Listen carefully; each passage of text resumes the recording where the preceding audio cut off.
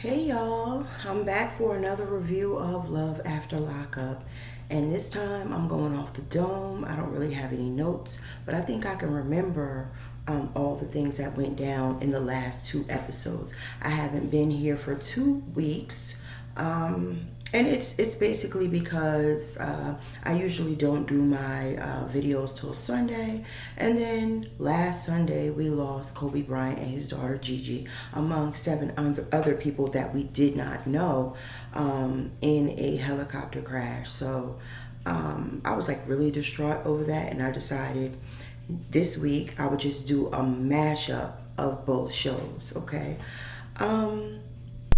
If you're here and you haven't done so already, like this video.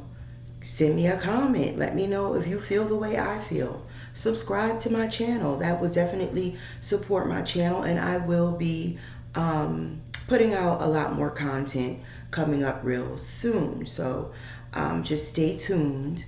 But anyway, going to Love After Lockup. Now, I'm doing a mashup of the last two episodes. So episode 43 and episode 44. The names of the episodes will be in the description box, okay? I just want to say I'm going to start this one off with Brittany and Marcelino, since Brittany and Marcelino were not in this latest episode, but they were in last week's episode. So Brittany and Marcelino. So Brittany is like, yo, she's telling Marcelino and her little sister, hey, I want to confront mom, just about all the bullshit that, I went through once I ran away and when I was out on the streets, the type of shit I was into or whatever, and just let her know, I went through all that I went through. I'm the woman that I am today, from going through all the things that I went through, and just to kind of let her know where I'm at. And they was both like, I don't know if it's a good idea to do that shit right now. I just don't know. She just got here. I don't know how well she gonna take it. That's what the little sister said. And she kind of was like, I don't really give a damn that she just got here. I gotta make sure I'm good. So I'm gonna, confront her, the way I want to confront her. Sorry, I'm just fixing. I'm going to confront her the way I want to confront her. And then Marcelino kind of co-signed what the little sister was saying and was like, yeah, I don't know if you should like ruffle no feathers right now. I mean, but it was ultimately Brittany's decision to make, and she made the decision of, no, I'm going to have her meet me out here, and we're going to talk about what I want to talk about, and that's that. So she met her mother out, like it looked like a field or like a little, rest stop park looking area or whatever, where it just looked like a bunch of tumbleweeds and shit like that. In Las Vegas, it's more desert like, and that's kind of like what it looked like an area just with brush and shit like that, and maybe a bench or whatever. And she brought her mom out there. She let her mom know, what I'm saying, I was out here in the streets. I got mixed up with a man that was like 30 years old, and that was essentially my boyfriend, and I was like 12, and he knew it. And that was my first two children's father. I was like 12 and 30. Anyway, she was like, he had me out here committing crimes and doing all types of shit like that. And what I'm saying, that's how I ended up going to jail in the first place, because what I'm saying, they had me committing crimes because I was so young or whatever, and probably stealing to survive, or stealing to get high and shit like that. They used to be getting her high, and all this other crazy stuff or whatever, and that was her life. And she ended up having two children from this situation, and also going to jail. Going to jail. So she let her mom know this, and her mom started crying, and her mom was like, I really never wanted you to go through nothing like that. I love you, what I'm saying. And the whole time I'm saying to myself, now don't get me wrong, I know that Brittany ran away from home because her parents were addicted to alcohol, and so it probably wasn't great at home either, okay? But still, Brittany, you ran away from home and you chose to be on the streets. You know what I'm saying? I mean, I don't know if her mom could have got her back. If it was any situation or anything that her mom could have did better. But like, I've been listening to a lot of reviews where people are like, oh, her mom did the best she could. No. Her mom did not do the best she could. Her mom was addicted to alcohol. The best she could would have been for her to not be addicted to alcohol and to raise her children, the best she could with the circumstances that she had. But not to be addicted to alcohol and her daughter run away and she's still alive and you never find her. You know what I'm saying? If my daughter, I have children, okay, and I have a daughter. If she ran away at the age of 12, I would stop at nothing to find my daughter and bring her home. Find out why did she run away? What happened? You know what I'm saying? And we could all get help if we need help. But my daughter not going to run away at 12, you know what I'm saying? And I just don't know where the fuck she at. And I'm just like, she ran away. I don't know. I don't know where she at. She's somewhere. She ran away. Huh? Like, I know full well Brittany's mother found out some kind of way that her daughter was still alive. She was just out on the streets. But the whole thing of it is she didn't give a damn. She said she want to be running the streets. Let her run the streets. You know what I'm saying? Like, she know where home is when her ass want to come home. I just was like, I just think that's so weird. But anyway, so that's what happened with Brittany. She ended up hugging it out with her mother. And it looked like they in a better place right now, okay? I'm going to try to remember everybody because I'm going off the dome this week. So let's get to, because both of these two couples, they didn't really have a lot, but I still had shit to say about them. Okay, let's do Tracy and Clint. Okay, last week, all right, Clint is riding in the car and he's like, he pulling up to his mom's house and he's like, I gotta let my mom know, you know what I'm saying, that Tracy is locked up. Okay, he pulls up to his mother's house. She's standing outside. Clint, hey baby, what's going on? He get out the car or whatever. She told him, come on, let's go in the house. What's really good? What's going on with you? Well, it's Tracy. What is it? As if the mother couldn't guess. You know what I'm saying? He ain't gonna tell you that she dead. As if she couldn't guess. She's locked up again. She's in jail. Oh, Clint, I am so sorry to hear that. What happened? Yeah, she locked up. They said she was caught, you know what I'm saying, with methamphetamines on her. Clint, I told you this girl, she's up to no good and she ain't gonna do nothing but drag you down. This is the mother, okay? Then here come his father in the house. You know, the mother's like, you might as well tell your father what's going on. Clint is like, Tracy's locked up again. And mind you, Clint looks like shit right now. Like shit. His mother ain't said nothing about it. I would have been like, Clint, you look like shit. What the fuck is going on? Okay. His mother ain't say shit about it right yet. Okay. He's telling his father, oh, Tracy's locked up. She had methamphetamines on her. She got a $5,000 bill. You know what I'm saying? I'm about to go get her out because that's my goddess. I still love her.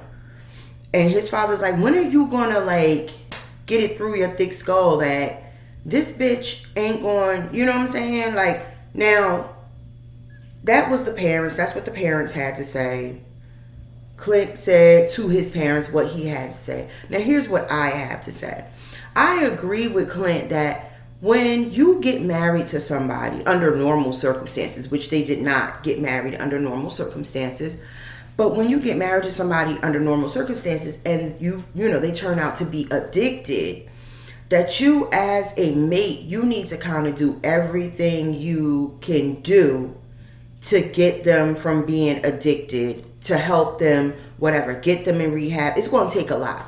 Because with addicted people, they'll be like, okay, I'm going to clean up. Like while they still in jail or whatever. Then when they come home, they're going to be like, man, fuck you. I'm going to do what the fuck I want to do. And like I said, I'm going to get clean. It just ain't going to be right now. That's how they be doing and shit. So you gotta watch that shit. And it takes a lot. If you are a mate who can go out here and you can get your mate off of whatever drugs or alcohol that they're on, you deserve every, applause, okay, as a mate, getting your mate off of drugs, okay? But it is kind of like your job to do that if you're married to them, or at least try really hard to. Tell them, go to rehab, you know what I'm saying? Because it's just like anything, it's like if they became sick, or if they gained a lot of weight, it's on you and them to try to get them back to being the person that, is going to be the healthiest person for them in the relationship, you know what I'm saying?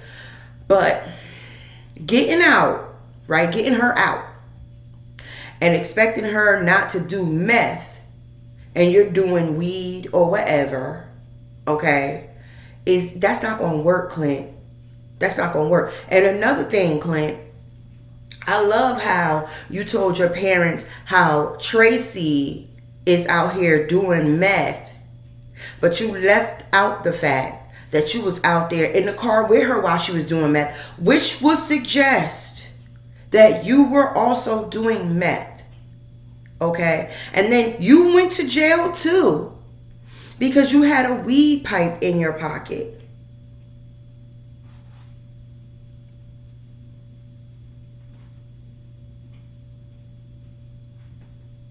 Now you ain't tell them that. You left that out conveniently. You conveniently left that part out.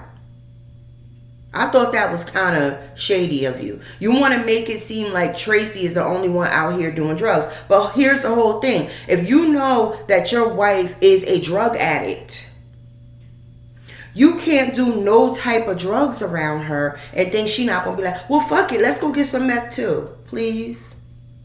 You know what I'm saying? I'll smoke weed with you, but I just want to sprinkle a little bit of meth in mine. If we can't do that, I don't want no weed smoked here. And to be honest, I think that Clint does more than weed. I think he do more than weed. I just do. Just to look at him, he looks like he's fucked up on something. So yeah. And then this week, Clint was like, calling up attorneys. Oh yeah, my wife, she got a $5,000 bail. I'm gonna get her out. And then he goes and sees the attorney, and the attorney is like, look, you know what I'm saying? You could lose this money that you about to put up for bail, if she fuck around and do drugs again and like get caught and get arrested. I'm just letting you know. And in Texas, they don't play. She's looking at 2 to 20 years. But the one thing that will help her and will save her is if she goes and goes to rehab and she completes her rehab and she starts doing good and shit. She go to rehab and then she get out and get a job or something and is doing real good. That will make it look good in the judge's eyes, and they might go easy on her. But let me just say this. Like I said earlier, a person will be in jail and you'll let them know what the attorney said. Oh, he said if you go to rehab, it'll look good on you. It'll look better. While she in jail, she'll be like, yeah, I'm going to go to rehab. And when she get out, she's going to be so bored. She's going to be bored to tears living with you in the sticks in Texas and not being able to have the fun that she was always used to having. And some kind of way she gonna get back to doing meth. So I don't have a lot of faith in Tracy. It's a really crazy situation. But I'm kind of like praying for her because she really looked so bad when they showed her in jail 2 weeks ago. So bad. Anyway, Clint, I don't know why you running around here like, you know what I'm saying, like you're blameless in all of this. You cannot drink or do drugs with a person and a person is sitting there that's drug addicted, and be like, well, I'm about to have me a drink, or I'm about to go smoke.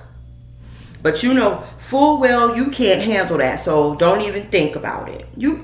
You can't do her like that. That's your wife. You got to be supportive in all ways, meaning you cannot smoke and you cannot drink around her, because then she's going to think that that's an open door for everybody to be doing all their, drug vices that they want to do. And that's not good. So, yeah, Clint, you need to not do that. All right, let's go to Shane and Lacey and John, okay? So after Lacey found out that John was locked up, she went home. They showed last week her going home. Matter of fact, no, they showed last week John returning home from being out with his homeboy drinking, and Lacey's ass wasn't there yet.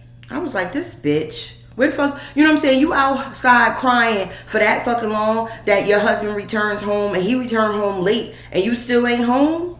Like, what's good with that? But anyway, he gets home. He outside smoking a cigarette, just sitting on a chair. And here come Lacey. She walk in. Her face look like she been crying forever.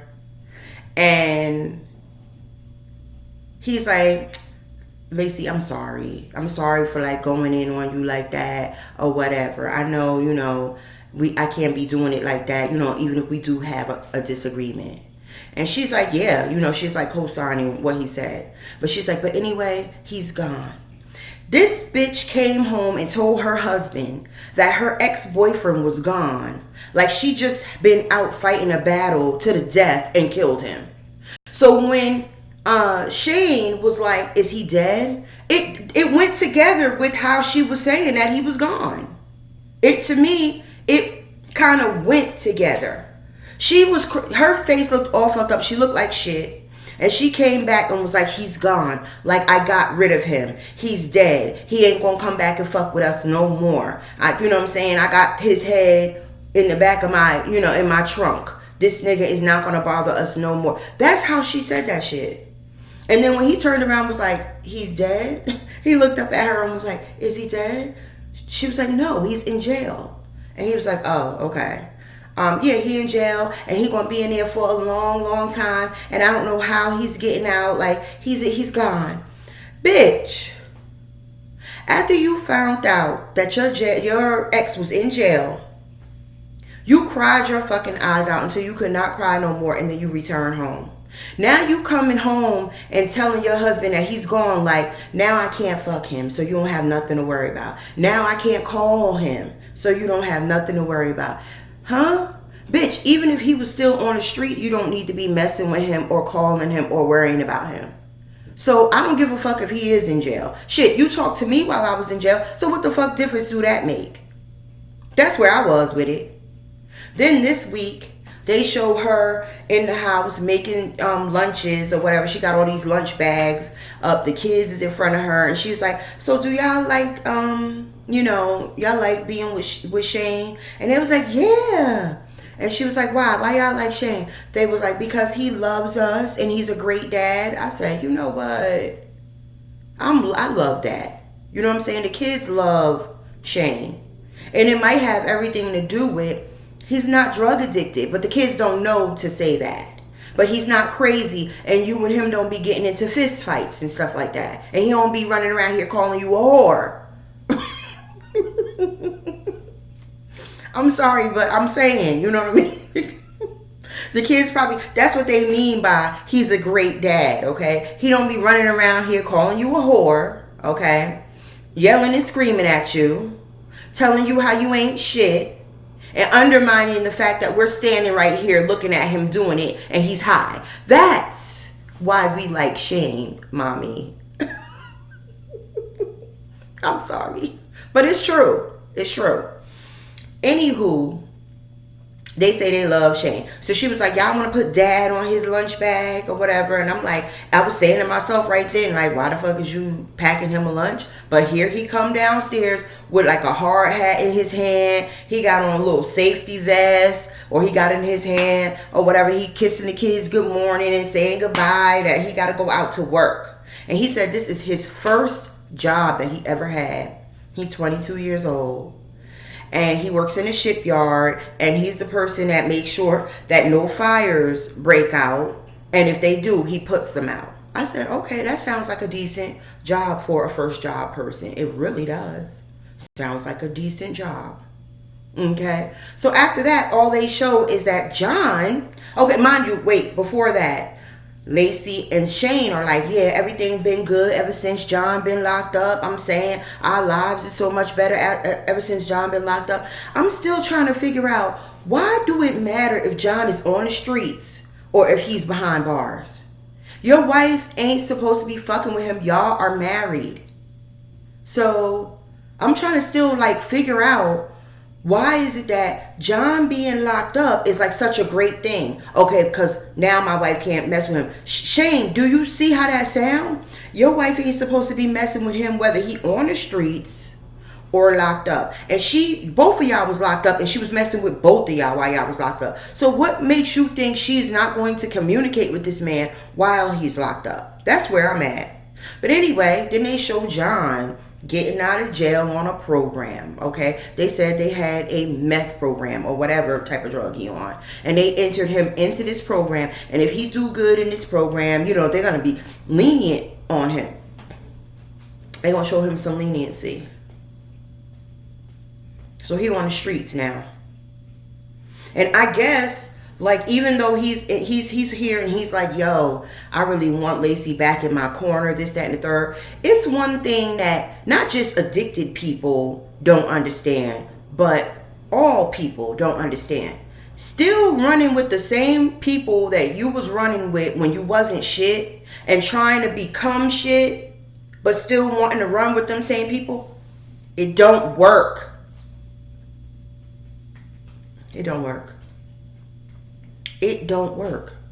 What needs to happen, if you want to like still have these people in your life, you need to be off on your own, getting yourself to, you know what I mean, a better place. They need to be off on their own, getting yourselves to a better place. And then when both of y'all are in a better place, y'all may be able to come together and be friends again.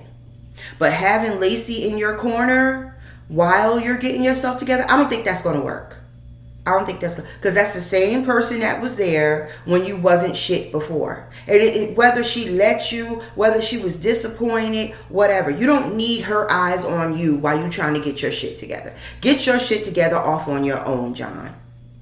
That's where I'm at. This is advice here. That's where I'm at with it. Get your shit together off on your own. Then come back if Lacey is single or whatever, and try to become friendly with her again and maybe get back in her life. But John, you don't need to be in Lacey's life right now. She's trying to get herself to a better place. Leave that girl alone. Don't you realize you are not shit? You don't need to bring her down too. But anyway, he want to be back with Lacey. He want her back in his corner. That's his boo. You know what I'm saying? She was always a person that had his back. Sometimes people are so selfish. They don't realize when literally was bringing another person down, but yet they want that person in their life again so they could keep bringing them down. Leave her the fuck alone, dog. And she married. You know what I'm saying? Let their relationship take its course. And if it don't go well, don't let it be because you came in and messed everything up. Let it be because their relationship just wasn't shit. Hold up, y'all.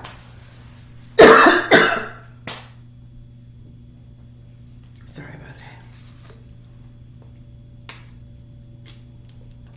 that.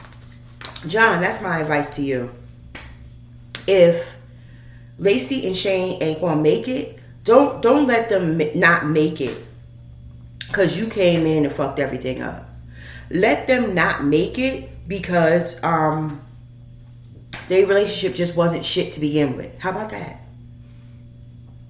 Let it run its course.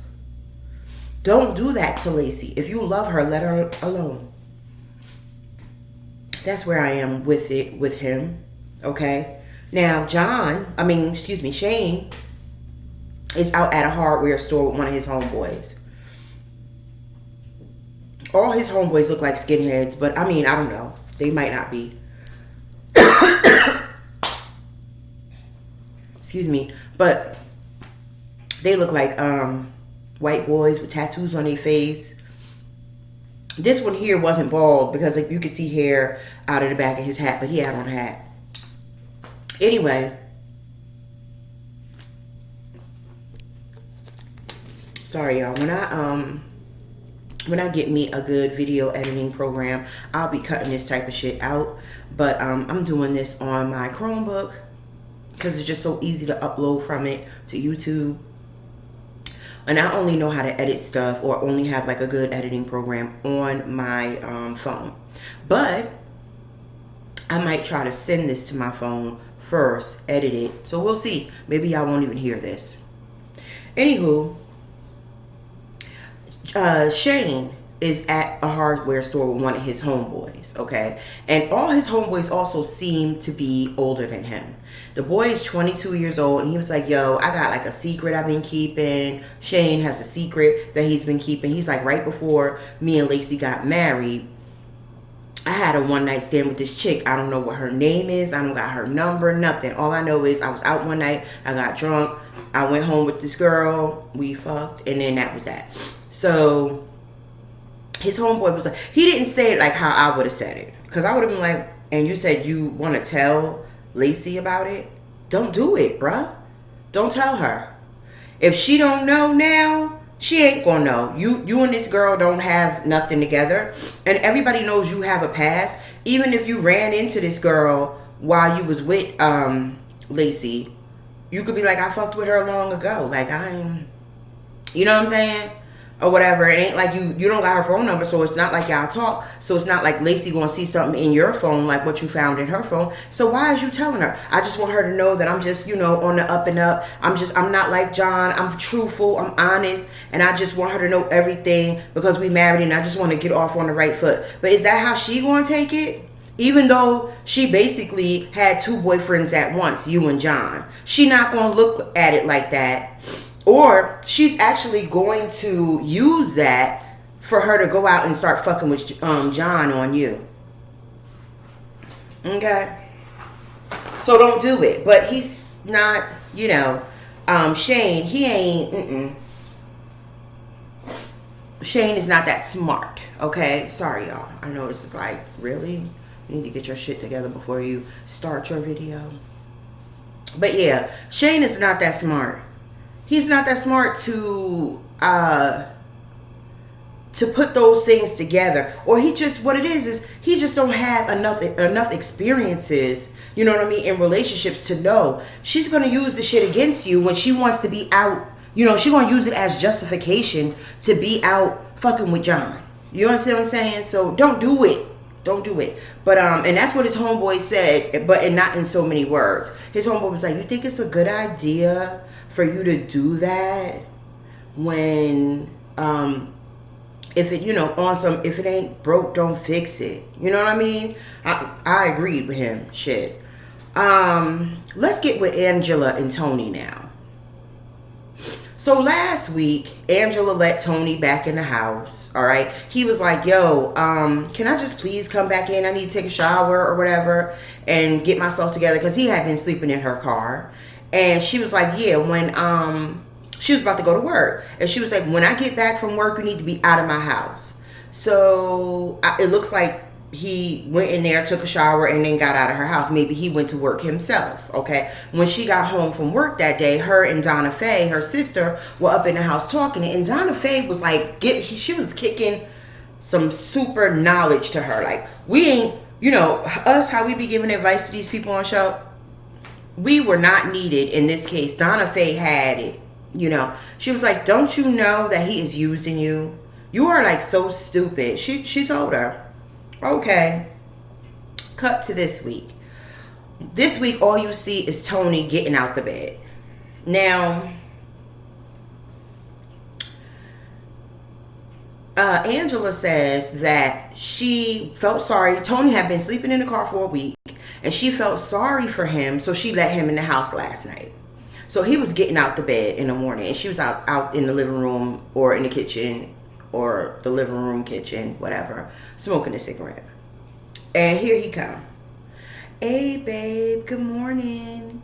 All nice and like a high-pitched voice, just like that. How are you? How you feeling this morning? The whole time she's not saying shit to him.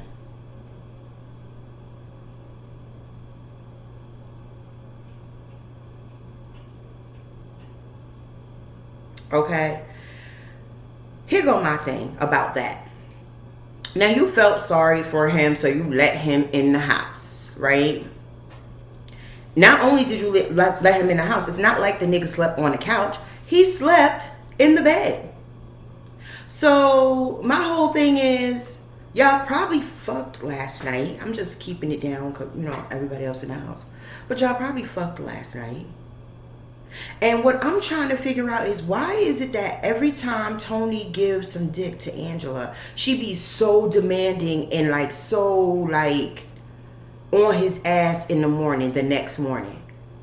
It kind of says to me that the dick game is not on point where Tony is concerned. And Angela be pissed about it, that she's even putting up with his bullshit. So in the morning time, she always tell him, after they've had a night together, that we can see that they've had a night together, she always be laying down the law on him. So this time, she wasn't speaking to him. And he was like, Angela, really? You're not going to speak to me? How is we going to be in a better place? And she was like, I'm going to tell you what place we going to be in. And you know what? I'm about to make a list. Where my pad and paper at? The first thing she wrote on the list is, because we need to lay down some rules for you that you can see. Because obviously me telling them to you ain't working. That ain't working. Rule number 1. No, no prostitutes. That's rule number 1. Rule number 2, don't come in here late. Rule number 3, no extra money. You don't need to have no cash in your pocket. I said, number 1, if you have to tell a man, okay, and Tony is 34 and Angela's 47. If you have to tell a man, Angela, not to do prostitutes, and you have to write it down on a piece of paper and tack it up to your refrigerator, that man and him doing prostitutes is not your problem. You, Angela, you need to start with the man in the mirror, or in your case, the woman in the mirror, okay? That's who you need to start with.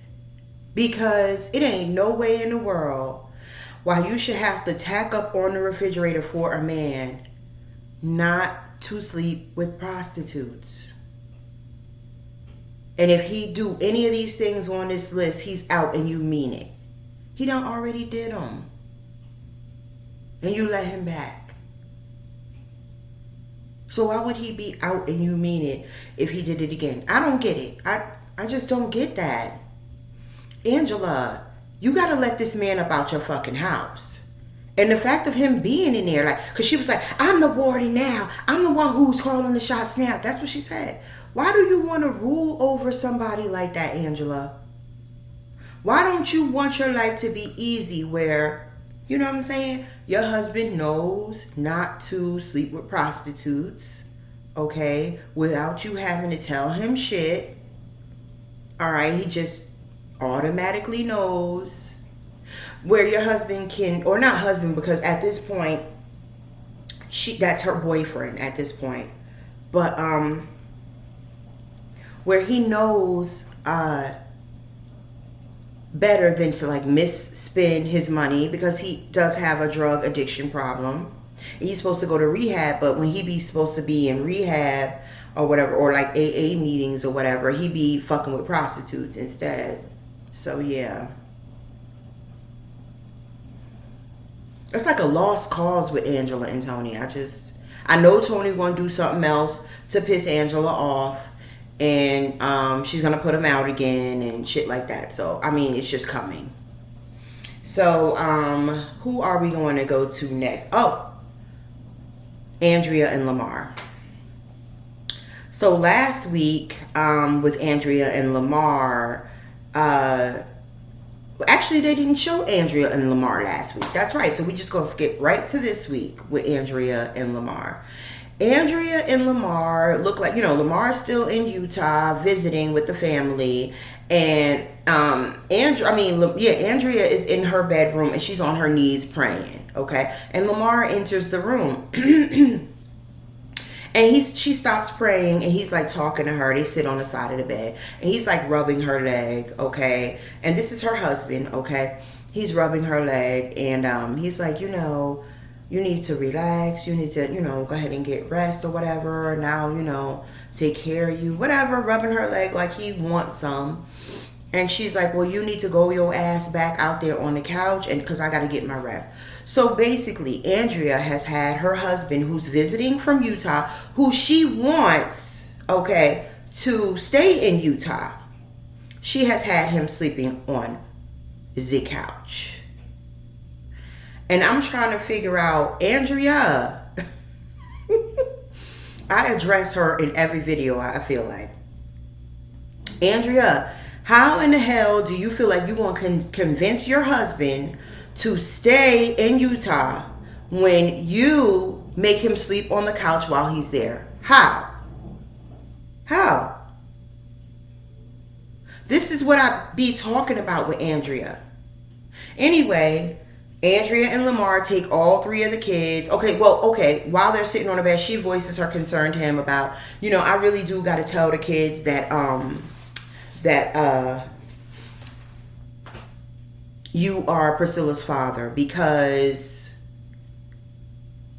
it's, I done told my friends or whatever at the Sip and See or whatever, and it's high time that they know that you are Priscilla's father. So the next day, they take all the kids out to a place. It's like an ice cream place or a frozen yogurt place or whatever. They take them out, all three of them, and everybody's getting what they get in or whatever. And they sit the kids down and they was like, we need to tell y'all something. And Tennyson automatically is like, are y'all getting a divorce? And to me, it felt like neither one of them was like, no, Tennyson, that's not what it is. It's like they didn't even say nothing. They was like, no, we're telling you that. But they weren't like, divorce? So I don't know what's going on with that. But anyway, they was like, no, we brought y'all here to tell y'all that Lamar is Priscilla's father. And Andrea was like to Nala and Tennyson, she was like, I know y'all think I had Priscilla through like some type of immaculate conception. And both of them was like, no, we didn't. We knew you ended up fucking in order to get her. We just didn't know who because we never saw no man. And we couldn't very well assume that it was Lamar because even though you used to visit him in LA, he was in prison. So we never assumed it was him. So Nala is pissed. She was like, wait a minute, hold up. So you told your homegirls at the Sip and See, but you didn't tell us until now. The homegirls at the Sip and See been knew that he was Priscilla's father, but not us. She gets up and walks out. Lamar goes after her. And he's like, what's really good, baby girl? What's wrong? And she was like, I just don't get why my mother would keep something like that from us. Like, that was kind of shitty. I mean, to me, she should have told us. I mean, Priscilla is my little sister. Like, why wouldn't you say nothing about that? I felt her. You know what I mean? I don't really have nothing good to say about Andrea. Nothing. I don't think she's cute. I don't think she be looking cute. I don't think she dresses cute. I don't think shit she has to say is intelligent. None of it. I just don't like Andrea. I don't like her. I think she's, I don't like her. That's where I'm going to leave it at with her. I don't like her. Let me see. Do we have anybody else? I done did Marcelino and Brittany. I done did Andrea and Lamar. I done did Angela and Tony. I done did Shane and Lacey. And I done did Tracy and Clint. So It's that time, y'all. It's that time. Michael, Sarah, and Megan. Let's start with Megan and Michael from last week. Okay. Megan and Michael are up in his hotel after, Michael and Rock come inside because basically Michael and Rock agree to have Megan choose which one of them that she wants to be with, because Rock seemed to be very confident that he wanted to be with her.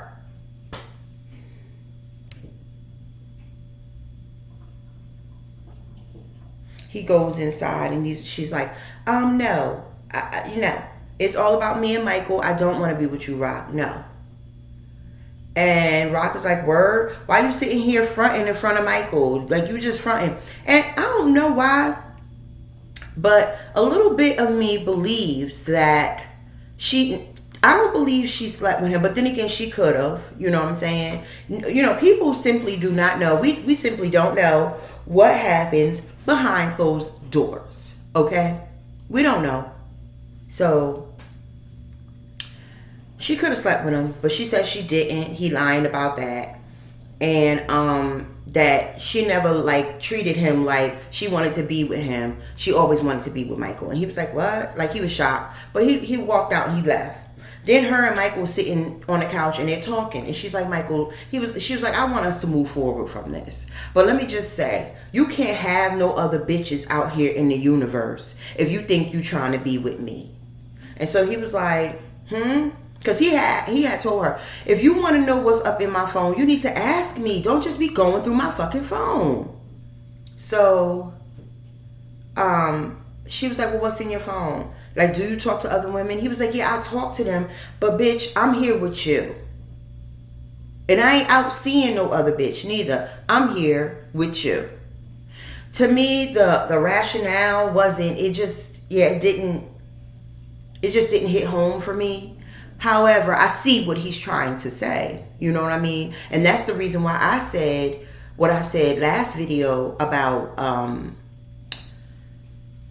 Megan, just enjoy him while he's there. You know what I'm saying? Make sure you have protected sex with this motherfucker, because you don't want him to bring you nothing. But enjoy him while he's there if you like him so much. But don't think that this is going to be your man, because number one, you shouldn't even want it to be your man. He's a bum.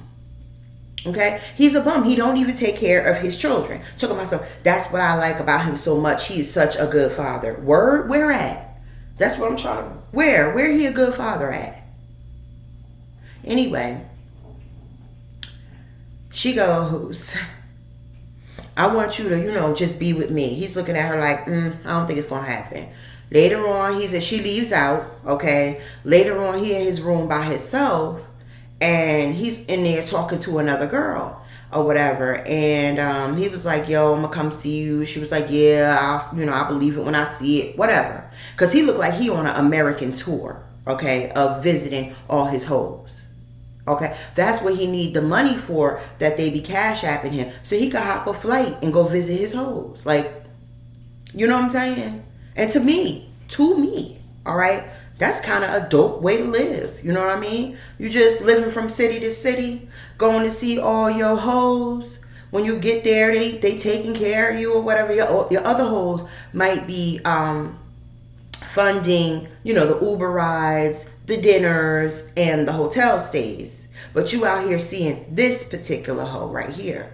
Mind you, this woman, which I think her name is Maria, this episode, he's saying that he been knowing Maria since he was with Sarah. Okay, they just lost touch, and now that he's been on TV, I guess they have touch again, and he's talking to her again. Okay, so that's his boo. He gets on the phone with her. He missed her and all that. All right, so that he up in the house. He's back in Michigan, and he's up in the house talking to his mother. And his mother's like, "So what's really good? You want to stay in Michigan, try to get you a job or whatever?" And he was like, that ain't my plan at all. I'm gonna continue to get cash apps from my hoes, and I'm just gonna be traveling the country. I know you can't conceive of it because you can't get people to cash app you like I can get people to cash app me. But That's what I'm doing. I'm getting my hoes to cash at me and fund my travel, and I will be traveling all over the country visiting hoes and spreading this dick around. That's basically what it is. That's basically what it is. And I really can't, you know what I'm saying? I can't be mad. But he's home and he tells his mother, no, I have no intentions on staying here or whatever. Then his phone rings and she was like, who is that? He was like, it's Sarah. She was like, let me give you some, some privacy. She leaves the room. He's like, hello? I know it shocked the shit out of Sarah when he said hello. Because he don't pick up her calls no other damn time. Oh, hey, what's up? Where you been? Oh, no, I just came. I'm in Michigan now, but I just came back from Texas. Texas? What the fuck was you doing in Texas? I was out there hollering at Megan. Oh, okay. I'm glad to see that you went out there to holler at Megan before coming out here and seeing about your damn offspring, your girls. I'm glad to see that you handled that first. But when the fuck is you gonna come see the girls? Your children. And by the way, I got your phone records for this phone that I'm paying for, and I'm seeing that you calling all over Tarnation, just everywhere. But you don't call these girls, and that's the reason why I'm paying for this phone. Oh man, yeah, Sarah, why the fuck is you gonna bring that up now? Why is you bringing all this up now? I got you the phone so you could keep in touch with your daughters, or so that they could call you. Not so you could be out here gallivanting with the next hoe and using the phone to talk to them. Basically, if you want to talk to them, you need to get a secondary phone. So basically, if you want to use this phone to talk to your hoes, I'm gonna shut it off. That's what she says. I personally think that she should have just shut the phone off, okay? And then when he saw that it was shut off, he'd have called her and been like, bitch, why the fuck you shut the phone off? And then she could have been like, oh, this is your new number, let me lock you in. Me and the girls don't need you to have a phone that we paying for if we don't ever talk to you. So it's shut off. But now you're calling, hold on, let me get Aviana and put her on the phone. He'd have probably been like, no, I ain't got time to talk to Aviana. Anyway, he tells her, I'm going to come see Aviana and the new baby in a couple of days. Okay, bitch? In a couple of days. Is you going to be around? She was like, I'm always around. Okay. This nigga and his sister goes to the basketball court and they playing basketball. No, after he got off the phone with Sarah, he left out his mother's house and was on the phone calling Maria and was like, yo, I got to go to New York and visit my girls and I want you to come with me. So you going to take this bitch to New York. Don't you know? And the bitch going to go. Don't you know everything is going to blow up from there? You're not going to be able to bring her to Sarah's house to see them girls. And I doubt very seriously if Sarah is going to let you take the girls to your hotel room. So, just starting bullshit over nothing. You know, if I was Sarah, I would have been like, he could bring his girlfriend over here if he wants to. I'm about to call up old dude that I was kissing in the bar the other night. And we're going to see how he like that. But anyway, let's switch over to Michael's hoodie, okay? Michael's hoodie and him being at the basketball court with his little sister. First of all, Michael's hoodie, the front of it said no matter what, and the back of it had a picture of Aviana and the new baby, and at the top it said Aviana, and at the bottom it said the new baby name, but I just didn't catch it. I gotta watch it again and I don't know her name. No matter what. Okay. I get it, Michael. You might not have went over there first after you got off tether, but you is going to make it over there come hell or high water. Okay? And you ain't got job the first. So you are using the money that the ladies cash at you to go out there and see your daughters. Okay. You might not have did it first, but it is going to happen. All right. Okay. Now you're going to take Maria with you and all the shit totally is going to blow up, but whatever, we'll see next week. He out with his sister and he's like, yeah, Sarah, you know what I'm saying? I can't with her, yo. She be trying to control me. And the same shit with Megan or whatever. I can't fuck with no girl that's trying to control me. Listen, you know, I fucks with you when I'm in town, bitch, whether we got kids or not. And when I'm not there, don't think I'm your man. That's basically what it is. And the sister was like, yo, Michael, he need to be on the same page with everybody. Like, he's not, and he be lying. Okay, so she says to him, you know, we grew up without a father, and I just don't want that for my nieces. And he says, they're not going to grow up without a father. Aviana is now 4. Thus far, she has grown up without a father. The amount of time that you have spent with pretty girl Aviana has been, you know, that we can see on TV, nigga. You don't spend no time with that girl. You was locked up for most of the time that she was, you know, alive. And now that you out, you don't choose to spend time with her over everybody. I mean, don't get me wrong. I know you got to spend time with your hoes so you can keep the cash apps going. I mean, it's just like work. So you got to go to work, but you still don't be seeing them like that. You could fucking talk to your hoes from New York while you spending time with Aviana and the new baby. And then you tell Sarah, listen, bitch, I got to go to work. I.e., I got to go to another town and sling some, you know what, over here in order so I can get money to do things for Aviana and the new baby. If that's how your life gonna be.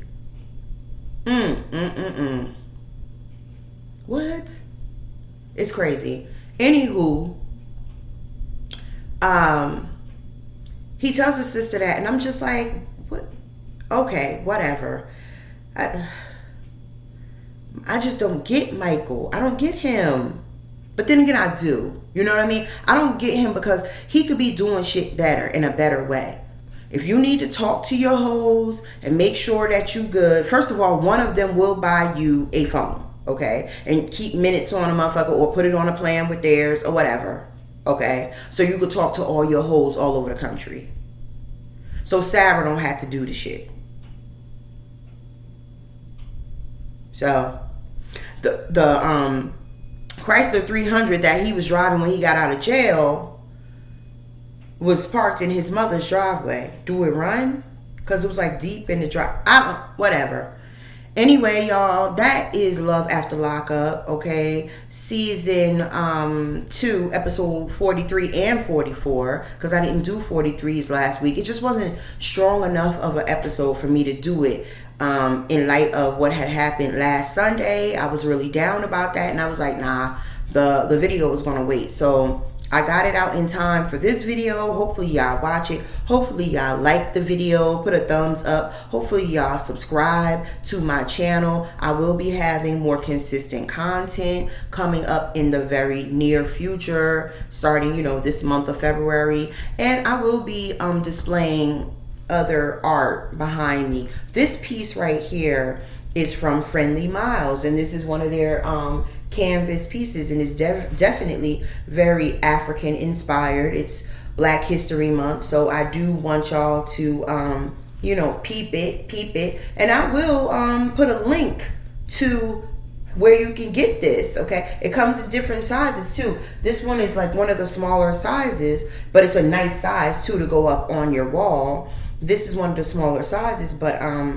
Friendly Miles, that's where I got this from. That's the company that sells these African inspired prints. They have pillows, same print, different color tones for the same print, pillows, and they actually have exercise clothes with this same print but different colors of it, and you know, this color too. So I actually have some exercise pants. I'll show y'all in the next one. Because I think I'm going to do Family and Fiance right after this. Just give a little commentary on it. But yeah, Friendly Miles, okay? I want to tell y'all happy Black History Month. And I think I'm going to do a little happy Black History Month video too. So thanks a lot for watching my video. And I'll see y'all in the next one.